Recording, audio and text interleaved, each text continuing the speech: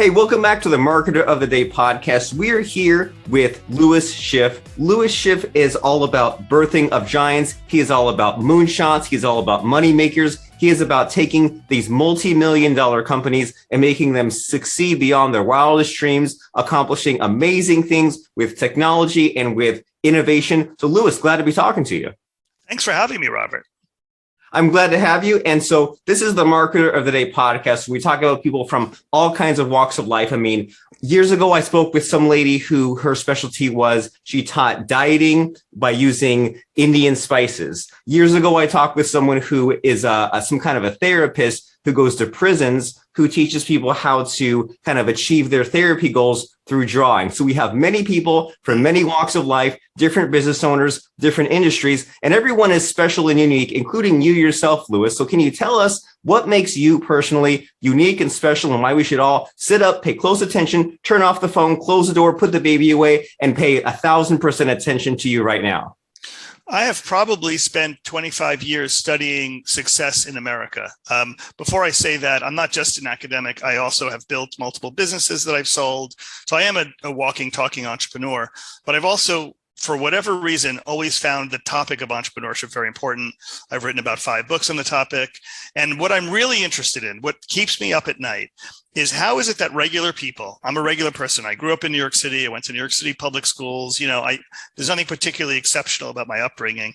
And unlike a lot of people, we call ourselves the middle class. How is it that the middle class tends to generally perform in a predictable fashion, except about 10% of them have a very different outcome? They're the ones who create wealth. So we all come from the same place. We all have the same kinds of families. We all have the same educational backgrounds. We all have the same friends. We all have the same access to resources. Why is it that 1 out of 10 of us seems to do so much better than the other 9? And I have been plagued with this question for 25 years. Well, this is a centuries old question, right? This is like the target of Think and Grow Rich, of looking at all this data, all these people, and you say a huge chunk, they don't even know where they're at, what they're doing. They don't really have much in terms of goals or kind of directionless. And then some percentage, you're for sure that there's luck is somewhat of a variable, but it seems like there's like some amount of inputs and factors and lifestyle choices that they're doing correctly that we all need to tap into. So you've been obsessed with this question for decades. And is it an easy answer, or is there an easy way to jump in? How do we begin to even crack this nut? Well, that's a great question, Robert. So I've written a lot of books on the topic, coming at it from different angles. Sometimes I come at it from the point of view of, what kind of businesses do you want to create? Sometimes I come at it from the point of view, what kind of attitudes do you need to have personally? But I mean, to the question of if it's easy or not, I will say this: you have to look at the world differently. And that's super hard, right? Because whenever someone comes along, as I might in the next few minutes, when you ask me some questions, I might say things that you've simply not heard before. And that's a moment of truth in business. I will tell you that the most successful people I know look at the world differently than almost everybody else. That's a really hard thing to do. We're all pummeled with, this is how to look at the world, social media, this and that. This is what your opinion should be. And there's a very rare person who can break out of that and say, actually, I see it differently. I'm going to use my Friday and Saturday nights differently than most people. I'm going to take the extra few bucks I've squirreled away from my job and use them differently than other people. That's a rare person. And I've been trying, not trying, but I have been doing my best to tap into some of these kinds of exceptional skills, because it's easy to fall back into that averageness, right? It's easy to just say, I'll do what everyone else does. But then if you can work weekends, or if you can have almost this like OCD sort of almost pathology of building your business, or if you can always make an effort to be optimistic and positive and polite and active and all these things that we know we should be doing. So you said that you've written all these books on the subject. And is there like one big thing that you see that we're all missing out on? Because you always hear about all this, self-help, personal development kind of stuff. But what is the whole world missing out on that you, from your travels and adventures, have noticed? All right. Well, I'll have 2 answers, because one's about you, the individual, and the other's about the business you create. So you, the individual, the most successful people I know, and almost everyone I know who's successful, will tell you that they are very, very well connected to the thing that they're uniquely good at. Now that sounds easy, like figure out what you're good at and do more of it. The really hard part about that is when you flip it on its side, on its head, you have to learn how you're bad at a lot of things. You have to learn all the things you're bad at to carve away to come up with what you're good at. So in the real world, you're talking to somebody, what I'm saying is you have to fail over and over and over again to figure out what you're going to succeed at. And most people do not have the stamina or the tolerance or the elasticity to fail over and over again to finally figure it out. This is the thing I'm good at. So I wrote a little book called The First Habit, and I reveal in that book that I am really good at asking questions. Now, what do you do with that? Right? And my answer was, I started a school. I asked business owners all over the country, what makes you tick? What makes you tick? I asked them 100 different ways. Somebody once described it as having a conversation with Lewis is like having a conversation with a blowtorch, that he strips away the veneer of every answer you give him and he asks you the next question. And out of that came a curriculum, a roadmap for a school where these pretty heavy hitters, these pretty big business owners come in, owners of pretty big companies, and they leave with much, much bigger companies. So to pay myself a little compliment, LeBron James probably has the best basketball coach money can buy, probably. He's the best, so he gets the best. I like to think of our school, which is called Birthing of Giants, as these are the best entrepreneurs, and they get the best teachers. And I've been getting there for years by asking questions. That's my skill. So Robert, what's your unique skill? What makes you unique that you can bring to the business world that if you do more of it, your business will be bigger and you'll make more money? And that is the question we all need to ask ourselves.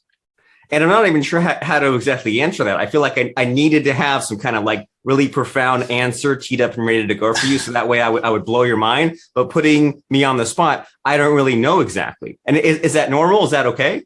It's very normal. So if you can imagine, I've got 30 business owners. So that room that I put together where we teach out of Princeton is going to be, in revenue terms, let's just say there's $1 billion in revenue in the room, across 30 owners and whatever, 10,000 employees, whatever it would be. When they walk in on day one, it's a 5-day course, okay, 9 to 5. Day one of hour one, I have them send emails out to a dozen of the people they're closest to and ask them this question: what do you think you're best at? It's all in the book, The First Habit, literally what the email should say. So we do that on day one. And on day 4, we check their answers that they've gotten back from everybody. And so these are pretty successful people. And when I tell you that on day 4, when they get their answers and we start to sift through them and talk about them as a group, I have seen tears. I have seen people say, that's it. I'm selling my business. I'm starting a new business that I've always dreamed of that's better tuned into who I am. I mean, that sounds like an innocuous question, which is, what are you good at? And when you really ask that question in a very open-hearted way to the right people, it could be life-changing, the answer. And so kind of as you're explaining that, and the gears are turning into my own mind, right? I'm imagining myself in this class. I'm imagining myself sending these emails, 4 days later, getting the responses back. What comes to mind is I used to be a computer programmer. I guess I still am, but a few years ago, I made all these different software plugins for our business, and they're still out there and they're still selling, but it has not been my main focus. And now my current focus is on doing this podcasting, on doing this all this book publication, and a lot of it is in managing these other employees and kind of keeping the machine running and debugging the system and having all sorts of instructions. And with those two ideas in mind, maybe like 5 or 6 years ago, I was at a conference for one of my mentors. He told the crowd, and he was like kind of talking me up, which I'm sure you've dealt with this, right? Where you're not speaking, someone else is on stage kind of hyping you up. And he was telling the room that I was good at creating the template.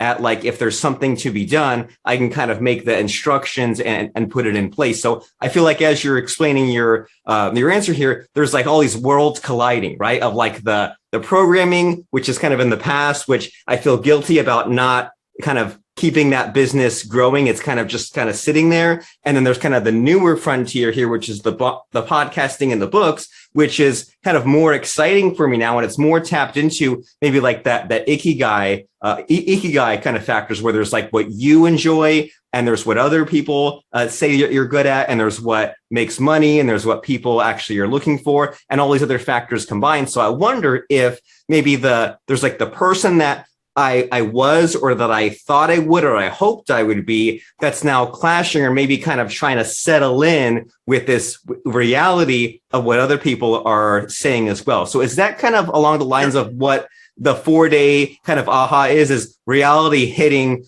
your own perception of yourself? You did. That's a great explanation. I really almost don't want to add anything to it. I think that what that mentor was saying about you, that doesn't make him or her right, but it's certainly worth listening to, because it's other people who see you differently than you see yourself. Because the thing that you're probably really good at, Robert, is something that comes so naturally and easily to you that you think, what's the big deal? Right? To go back to LeBron James, like, he can dunk a basketball. It's just no big deal to him. But for me, it's an impossibility. So it just comes naturally to you that you're able to build these templates or build these roadmaps or processes to get from point A to point Z. And if he saw that in you, I would be extremely curious about that and see if other people see it that way too. And to compare that to your technical skill, let's say as a programmer, it doesn't, it's up to you. I mean, but if there's like these higher value skills, like the one that your mentor described about you, that's how you'd run an organization. That's how you'd build an enterprise. But if you're the best coder in the world, or you're just really good coder at, whatever the language is you were coding in, yeah, you can make a lot of money that way. It's probably not going to help you build a full-on scaled up business, because it's like I know I'm using a lot of athletic examples, but if you're a really great baseball shortstop, you really can't do anything other than be a baseball shortstop. That's all you can do. So once you stop doing that, you stop making money. But if you're a person who can build templates and roadmaps, you can do that in bigger and bigger ways in bigger enterprises.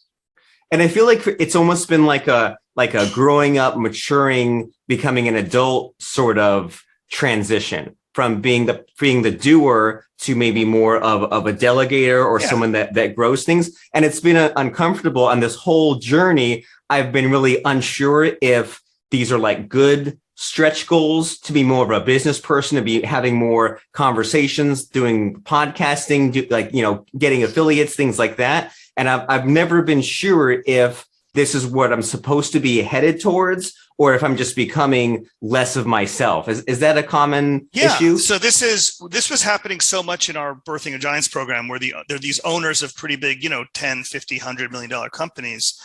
But and this goes back to my obsession, is like, why don't the rest of us do this? And so I saw the behavior patterns and the roadmaps of all these successful entrepreneurs who would come in with a business that might have been worth $20 million. And then we worked with them for a few years and they'd sell it for $200 million.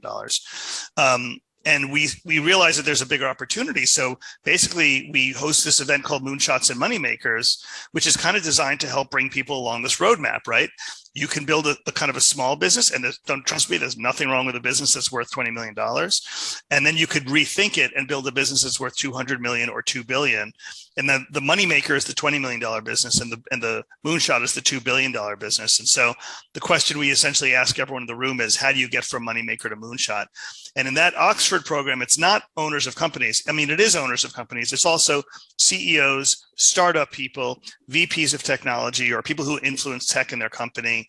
Government officials show up, heads of digital transformation in corporate America show up. So it's everyone who's saying, how do I take these, and this is your question, how do I take these raw ingredients and come up with something even bigger? The raw ingredients that are you. Two chefs go into a kitchen, one sort of an amateur and one is really good at being a chef. They have the same ingredients. One puts together an okay meal, the other one puts together a delicious meal. You can't blame it on the ingredients, it's the person. And so in Moonshots and Moneymakers, we would take all these questions you've raised for a week. It's a 5-day program at Oxford University in England. I mean, it's a phenomenal experience to be there. Stephen Hawking walked those streets. J.R.R. Tolkien walked those streets. It's kind of incredible. And you are asked to take those same ingredients we all walk in the room with and turn it into a really big enterprise. I like that analogy. And you mentioned that there's so many different people from all kinds of walks of life.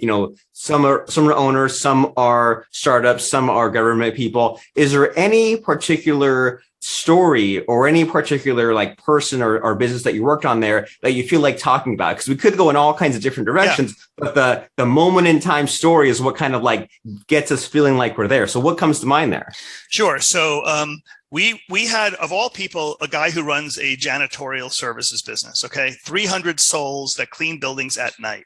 I mean, it's a fairly low-end, low-tech business. And he was at the last one, and the person at the front of the room, so the Oxford R&D community is incredible. You know, there's quantum computing and there's, acceleration colliders. And you're like, well, what does this have to do with my business? So the guy at the front of the room is talking about a robot that they're designing to go to Mars. Okay, Mars, the planet Mars, all the way out there. What does that have to do with my business? So Greg, the janitorial services company, makes a joke. He says, he made a joke kind of under his breath, but everyone heard it, which was, okay, you got a robot that's going to Mars, but can the robot do corners? Remember, he's a janitorial services guy. He's looking for someone that can do corners. He wants someone who can clean those hotel rooms and those offices. So we laugh about it. Everyone laughs in the room. It's kind of a funny joke. Guess what? His business is worth tons and tons more money because he incorporated robotics into his janitorial services business.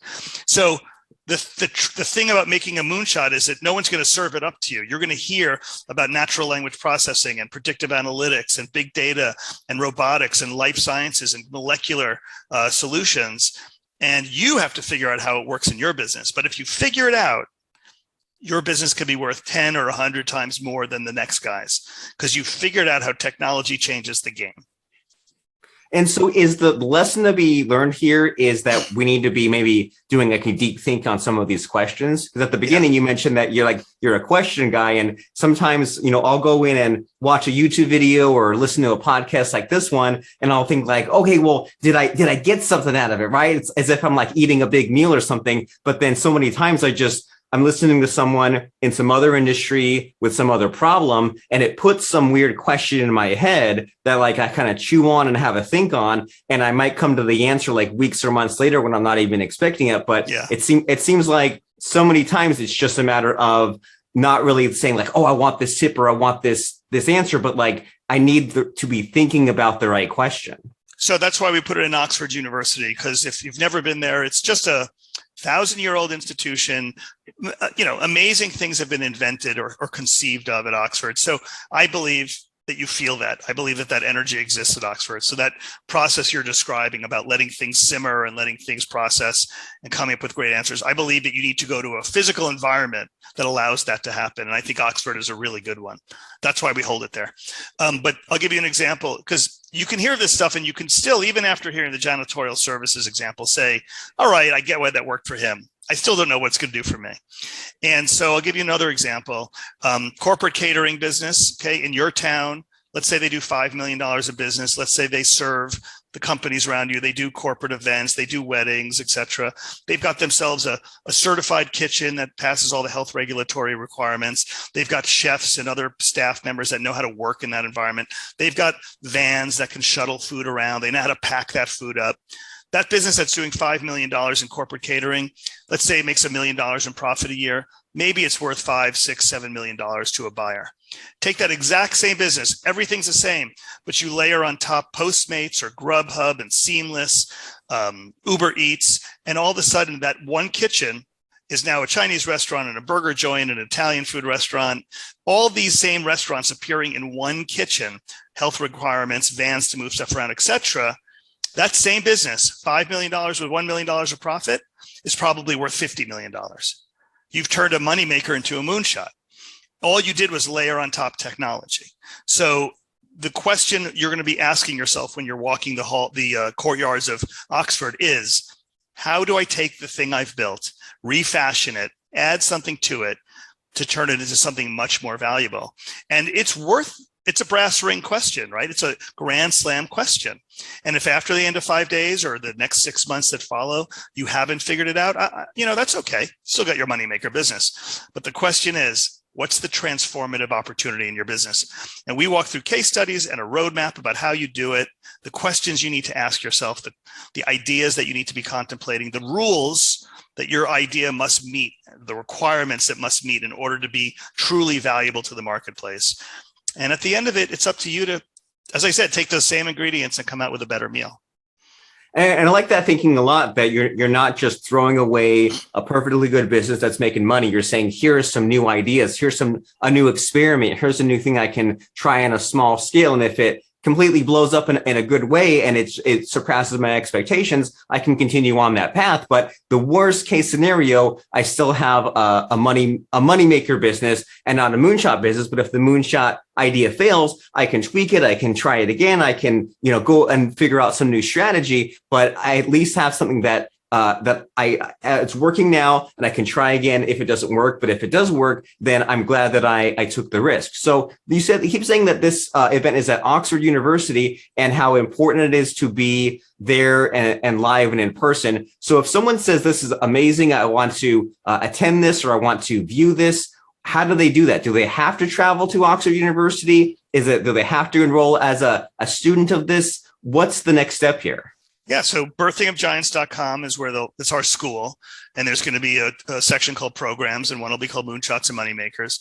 The reason I'm mentioning it on your podcast is because the only people who can get into our primary school, Birthing of Giants, the primary school, are the owners of businesses between 5 million and 250 million. That's a fairly rare group of people. But the information and the wisdom is so great that we created another way for people to tap into it.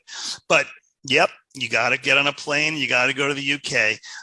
Maybe one day we'll put Oxford on your VR goggles and you'll feel like you're there, but you still need the smell and you still need to feel the raindrops of England. When we have done this program in Oxford, what happens to people, everything physically and mentally and emotionally because of that place is everything. There's so many traditions at Oxford that foster thinking. I'll just tell you one really quickly that I love. The way you eat is you grab your food from the cafeteria and then you sit on the next available seat. It's these long rows, just like you saw in Harry Potter. Somebody who went to the program called our program Hogwarts for Entrepreneurs, if you're a Harry Potter fan. But, these long tables and you just take the seat next to you, the seat that's open, and you have no idea who you're sitting across from. Could be the most, gifted professor of astrophysics. It could be a brand new student. You have no idea. And then pretty much the question that they all ask each other at Oxford when they sit there for their meals, and dining is a gigantic part of the Oxford experience, is what are you working on? What are you working on, Robert? And I might be sitting across from you and you might be, a theoretical astrophysicist, and it's the tradition as you explain to me what you're working on. And then when you're done, you say to me, what are you working on? And we've got a few people either side of us and we're all talking. Every meal is a chance to learn. And that's why Oxford works. That you cannot replicate that in your home. I like that a lot. And you're making me miss in general, just going to different events and feeling like of being outside my own space and outside my own eating area and coming across new people and just having that feeling of anything is possible and being like a completely different person when I'm off on that trip. And then knowing that when I go back to reality or when I go back home, I'll be back to my older self, but maybe a little bit changed, and maybe 5% of vacation Robert will come back and kind of breathe new life. So that way I'm no longer going through the motions. And I love that it's what are you working on? Because it kind of, I'm sure like it kind of makes you know where you're at. Because I'm sure you've come across this, Lewis, is that it's easy to just kind of drift through the days sometimes, right? And be like, man, what have I been even doing the past 2 weeks? Just kind of the same old slog. And, hard work is fine. And going towards a goal in a straight line, sometimes to get to the next milestone is fine. But so it's so easy to get lost, right? And to not know where you're at and what problem you've solved. And even if you have reached the finish line of that. So I love that whole idea in general of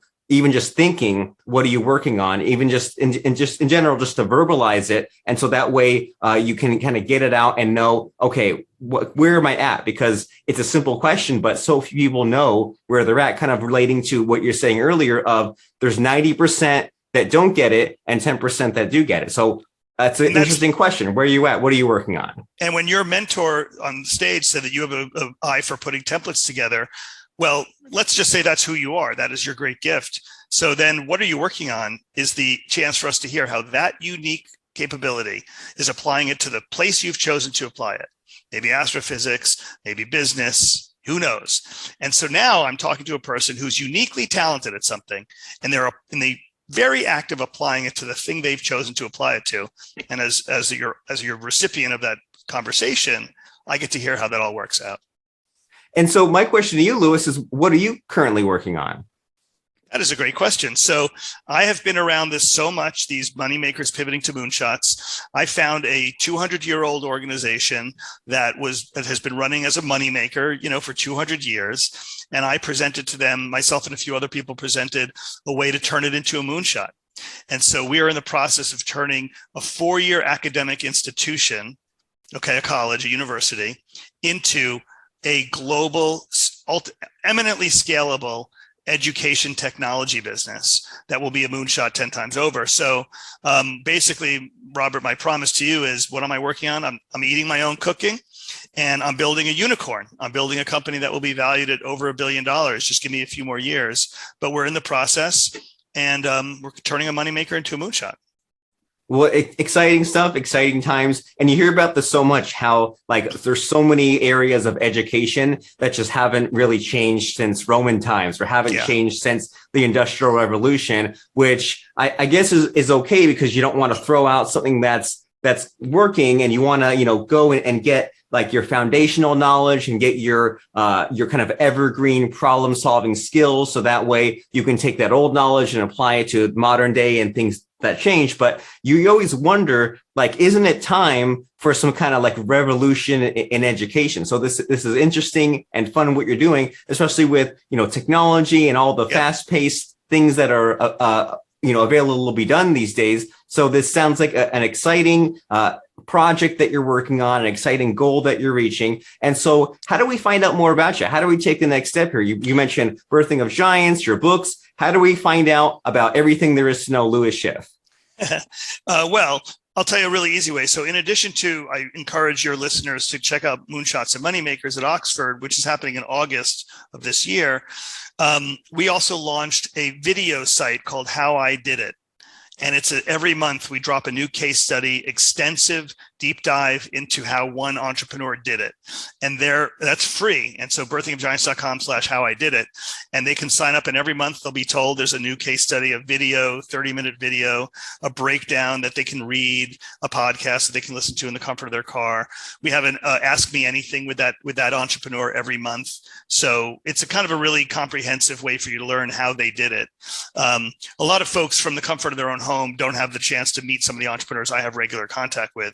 So I've asked many of them to say, I want you to sit for a How I Did It, and I want you to make yourself available to the How I Did It community. And they're happy to do it. So birthingofgiants.com/howididit. They're happy to do it, to explain how they did it. They're happy to do it, to explain how they do it. That could be my tagline. It should be, or maybe something a little more carefully thought through. But so birthingofgiants.com/howididit. And as we wind down, is there any singular piece of advice that you wish you'd known 10, 20 years ago, with all your travels, all the problems that you've seen? What do you want to tell us, or what do you wish someone had told past Lewis? It's okay. You're asking for one. Obviously, I'm a student of all this, but the first one is, it is called the first habit, which is to figure out what you're uniquely skilled at. What do I end up calling, what's your language? And so I think I wish I had a shepherd over the year. I actually have that shepherd now, but we'll call him a mentor, for lack of a better word. I wish I had someone who said, okay, look, you're young and you don't really know anything and you don't really know anybody. So your job is to figure out what you can do and who you need to know, which is difficult and easy, really. And so you're supposed to, for a while, do a bunch of things where you say, yeah, I'm not good at that. Yeah, I didn't like doing that. And just keep kind of exploring and pivoting. And you're supposed to also be building your community, that hopefully your network that one day will be valuable to you. I say it that way because when I was young, all I wanted to do was make my first million. That's all I ever thought about. But I wasn't really being advised to look at this question of what did I learn about myself from my last failure? Instead, I was just trying to make a lot of money. And I did make a lot of money, but I didn't learn a lot, actually. And so now I'm very focused on, if I, to the degree, because I have undergraduate students that I teach, young people have very fragile egos because they don't really know what they're good at yet. So they just kind of think that they're stupid or that they're just useless, and they're not. They're just green, right? They just don't know anything yet. So I try to encourage them to try anything. So the example I shared at the beginning of this conversation is we have someone come into that program who at roughly the age of these undergrad students, he built a push cart that sold hot sauce, And, he built it with his own money, cost him a couple $1,000s. And he would go out on Friday nights and Saturday nights to like music venues and sell hot sauce. And now that business is worth tens and tens of millions of dollars. But you got to go back to the beginning when he said, I'm willing to take a few $1,000s and try and build a push cart. I'm willing to put on my overalls and push that push cart. And this is New York City, push that push cart through the streets of New York to a music venue. I'm willing to take my Friday and Saturday nights and see if anybody wants to buy what I'm selling. And that's the thing, is he's a rare person because that's pretty brave. But what are we doing to test what it is we're good at right now? And yeah, there are sacrifices you have to make. We can never forget this. Money is scarce for a reason. If we all had $1 million, $1 million wouldn't be worth anything anymore. Money only has value because some people have it and most people don't. And so when you want to be one of those people who tries to have money, you're going to have to do something differently than everybody else. That might mean taking a few of your dollars and then putting a push cart together and taking your Friday and Saturday nights when all your friends are hanging out and having a good time and experimenting. You're going to have to do something different, and you're going to have to take the risk that you fail. And if you're lucky, you'll have someone around you who says, it doesn't matter if you succeeded or failed. What matters is you learned about yourself. Amazing and powerful. And you hear this kind of almost cliched advice a lot with the entrepreneurial lifestyle habit to fail fast and to use your failures as a teacher, but it makes a lot more sense in the context that you provided it. So we all need to take a page from your book and in general, just be around whatever this energy is, right? And to yes. Be curious about what other people are tapping into, what they have going on, even if they're completely unrelated to us, even if it's a completely other industry, even just kind of getting some of these insights or knowing what their behavior is like can help so much in unexpected ways. And the place for us to find out more about that is to go to birthingofgiants.com, and especially birthingofgiants.com/howididit. So go there right now while it's still fresh on your mind. Don't just bookmark it or write it down. Go in your browser right now, birthingofgiants.com, because guaranteed in about 37 seconds, you'll have some phone notification popping up. So birthingofgiants.com is the place to go, and we'll see you there. And thank you very much, Lewis, for showing up and just completely blowing our minds and giving us something that we need to listen to like 6 or 7 times now. Thanks, Robert. Thank you for sharing your audience with me. Thank you for thanking me.